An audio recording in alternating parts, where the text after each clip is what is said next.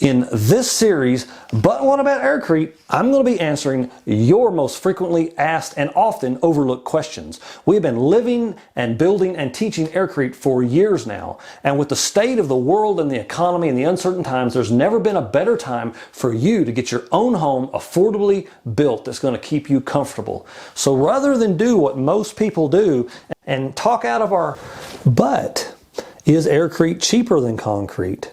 Well, yes, because it uses less actual Portland cement to create a larger volume. However, it's not as structurally strong because it does not have any sand or rock in it.